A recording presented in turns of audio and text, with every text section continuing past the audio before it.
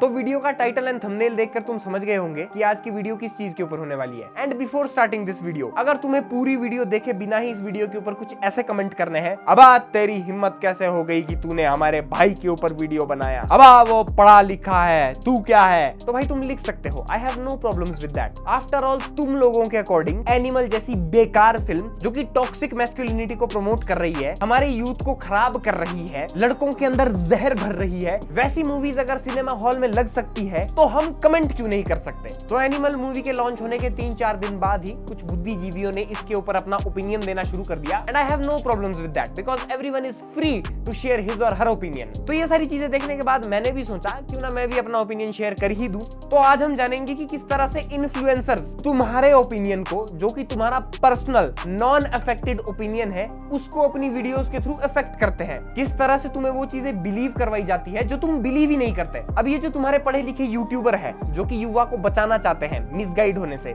इनका कहना है कि इस मूवी में टॉक्सिक मैस्कुलिनिटी और वुमेन के अगेंस्ट हेट को प्रमोट किया गया है। भाई पहली बात तो ये, अगर 1000 में से एक आदमी मूवीज को देखकर इन्फ्लुएंस होने लग जाए और वैसी ही हरकतें करना शुरू कर दे, तो उसमें दोष किसका होगा, मूवी का या फिर उस आदमी का। कहने का मतलब ये है कि 9th क्लास में हमने खूब रज रज के पढ़ा हुआ है वर्ल्ड वॉर 1 और 2 के बारे में। तो अगर 50 में से एक स्टूडेंट हिटलर के कामों को कंडेम करने के बजाय, उसके ऊपर गुस्सा करने के बजाय उससे इन्फ्लुएंस हो जाता है, तो उसमें किसकी गलती है, स्टूडेंट की मेंटालिटी की या फिर हिस्ट्री की किताब लिखने वाले की। दूसरा जो इसमें पॉइंट दिया गया वो दिया गया कि भाई इसमें तो टॉक्सिक मैस्कुलिनिटी को एक्सटॉल किया गया है, ग्लोरीफाई किया गया है। तो भाई देखो सीधी सी बात है, जो काम आदमी अपनी रियल लाइफ में नहीं कर सकता, जिन कामों का उसकी रियलिटी से दूर दूर तक कोई लेना देना नहीं है, वो उसको एटलीस्ट इमेजिन करके खुद को एंटरटेन तो कर सकता है ना। ग्लोबली बहुत सारी पिक्चर्स बनाई जाती है जिनका रियलिटी से कोई लेना देना नहीं होता, बट स्टिल लोग उन्हें देखते हैं। क्यों देखते हैं? बिकॉज वो एंटरटेनमेंट के उन रियल्म्स को एक्सप्लोर करना चाहते हैं जो कि शायद वो इस रैशनल वर्ल्ड में नहीं कर पाते। The motive behind producing these movies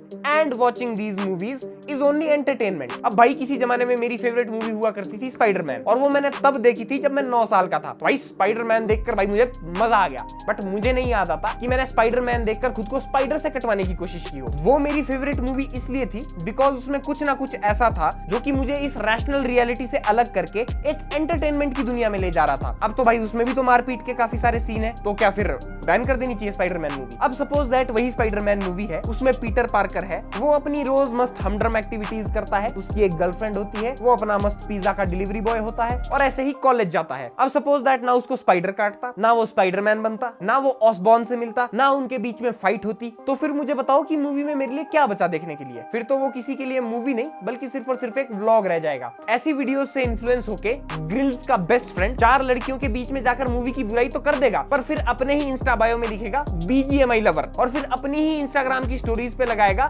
Sidhu मूसेवाले के गाने। क्यों भाई, ये BGMI है, ये वायलेंस प्रमोट नहीं कर रही क्या? ये सिद्धू मूसेवाले के गाने हैं, इसमें गन वगैरह की बात नहीं होती क्या? क्यों भाई, जब अभी GTA 6 का ट्रेलर लॉन्च हुआ था तब तो बड़ी सारी स्टोरीज लगा रहा था उसकी कि GTA 6 आ रही है, अब तो मजा आ जाएगा, भले ही PC में 4 GB रैम हो। क्यों, अब वो वायलेंस प्रमोट नहीं कर रही क्या? ये जो लोग PUBG GTA वगैरह खेलते हैं, ये किसके लिए खेलते हैं? गाड़ी चुराना सीखने के लिए खेलते हैं या फिर किसी को गन से उड़ा देने के लिए सीखने के लिए खेलते हैं? इसलिए खेलते हैं ना, ताकि ये जो स्ट्रेसफुल लाइफ है रियलिटी की, इससे 1 घंटे के लिए या फिर आधे घंटे के लिए बाहर हटकर एक ऐसी दुनिया में जाया जाए जहां पर सिर्फ अपनी मर्जी चले। और अगर इतना इन्फ्लुएंस कर रही है वो चीज उसकी इंटेलिजेंस को, तो ब्रो उसमें गलती गेम की नहीं है, गलती आपकी मेंटालिटी की है। भाई अगर ऐसा है तो ठीक है, GTA बैन करो, गॉड ऑफ वॉर बैन करो, बैटलफील्ड बैन करो, काउंटर स्ट्राइक बैन करो, क्लैश ऑफ क्लैन जिसमें दिखाया जाता है कि एक विलेज की सेना दूसरे विलेजेस के ऊपर अटैक करती है, वो भी तो भाई वायलेंस है, बैन करो। लास्ट में भाई अगर कुछ बचेगा ना तो कैंडी क्रश खेलने के लिए बचेगा, पर नहीं भाई, कैंडी क्रश भी कैसे,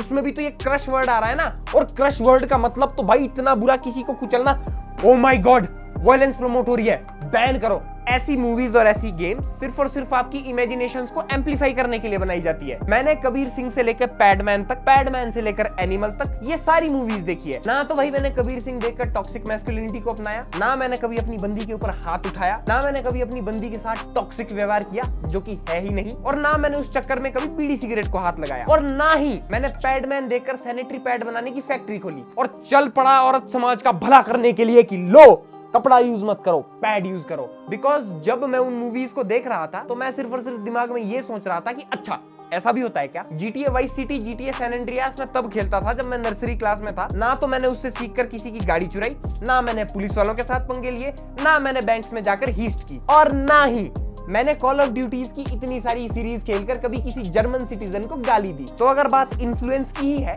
तो मैं अभी एक ऐसी चीज बताने जा रहा हूं जिससे शायद मैक्सिमम फेमिनिस्ट का ईगो हर्ट हो जाए। अकॉर्डिंग टू अ रिपोर्ट, जब से लेकर लड़कियों को कॉलेज भेजना शुरू किया है तब से जो इंडिया में डिवोर्स रेट है वो काफी हद तक बढ़ चुका है। एंड ये जो डिवोर्स होते हैं इसमें से जो 70% डिवोर्स है ये कौन इनिशिएट करता है? वाइफ्स। तो अब बताओ बहनों, गलती किसकी है? एजुकेशन की? तो अब बोलो कि फीमेल के लिए एजुकेशन को बैन किया जाए। बट ये मैं बिल्कुल भी नहीं कहता कि जितनी भी विमेन जो डिवोर्स लेती है उसमें हमेशा गलती विमेन की ही होती है, मर्द भी गलत होते हैं, and I acknowledge that. But इसके लिए किसको ब्लेम किया जाएगा? एजुकेशन को ब्लेम किया जाएगा या फिर उस आदमी को ब्लेम किया जाएगा जिसने एजुकेशन को वाइजली नहीं लिया? बहुत सारी मूवीज ऐसी भी है जो फेमिनिज्म को सपोर्ट करती है। मैं तुम्हें बता दूं, मैक्सिमम मूवीज ऐसी है जिसमें मर्द को as a soft hearted person बताया गया है। अब अगर बॉलीवुड, टॉलीवुड, इन सब की मूवीज को मिक्स किया जाए और उनमें से 2-3 ऐसी मूवीज आ जाए जिसमें मर्द को एकदम टॉक्सिक, एकदम एनिमल टाइप का दिखाया गया है, तो उससे कोई कैसे इन्फ्लुएंस हो सकता है?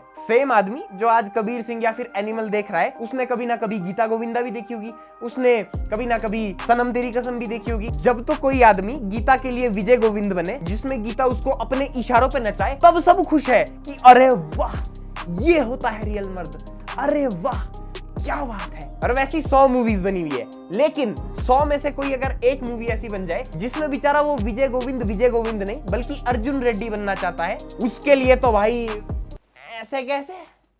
कल को ये शांति प्रिय लोग कहने लग जाएंगे कि WWE को भी बैन करो, उसमें भी आफ्टर ऑल वायलेंस को प्रमोट किया जाता है। UFC को भी बैन करो, उसमें भी वायलेंस को प्रमोट किया जाता है। हाँ क्या टोनी फर्गसन हार गया? एक सेकंड, मम्मा रस्सी तो दो जरा।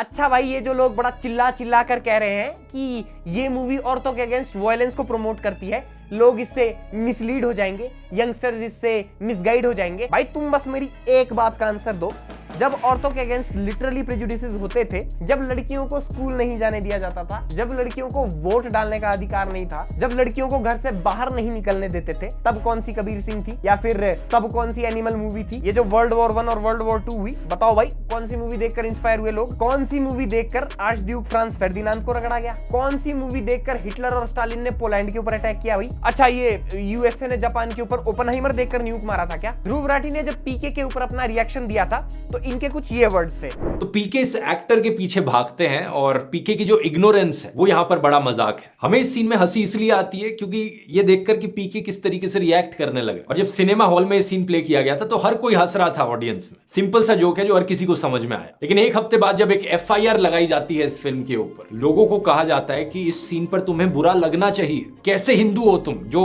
तुम्हें बुरा नहीं लगता इस सीन पर? और फिर लोगों को बुरा फील होने लग जाता है अंदर, हाँ भाई मैं हिंदू तो हूं, चलो मुझे भी बुरा लग गया इस सीन पर। और आयरॉनिकली जो फिल्म में जोक बनाया गया था वो रियल लाइफ जोक बन गया। फिल्म में जोक ये था कि पीके असली भगवान शिव और ड्रामा एक्टर के बीच में डिफरेंस नहीं समझ पा रहा था, और इस सीन को लेकर अगर कोई FIR कर देता है तो यही जोक उन पर भी वैलिड है। अरे तो भाई सेम तो यहाँ हो रहा है। That's just a fictional character जिसे पर्दे के ऊपर दिखाया गया है ताकि लोग एंटरटेन हो सके, दैट्स ऑल। जब आदमी एक फिक्शनल कैरेक्टर और रियलिटी के बीच में डिफरेंस ना कर सके तो भाई वो आदमी है कि घनचक्कर है। 100 लोग अगर क्राइम पेट्रोल देख रहे हैं तो 100 में से 99 लोग ये सीख रहे होंगे क्राइम से हम किस तरह से लड़ रह सकते हैं, पुलिस वगैरह किस तरह से काम करती है, क्रिमिनल्स को किस तरह से पनिश किया जाता है और हमें क्राइम करने से क्यों सावधान रहना चाहिए। पर अगर उन 100 में से एक आदमी क्राइम करने के नए नए तरीके ढूंढ रहा हो तो उसमें क्राइम पेट्रोल की गलती है या फिर उस पर्सन की मेंटालिटी की? तो जाते जाते यही कहूंगा कि ओपिनियन रखना बुरी बात नहीं है, बट तुम्हारा ओपिनियन तुम्हारा होना चाहिए,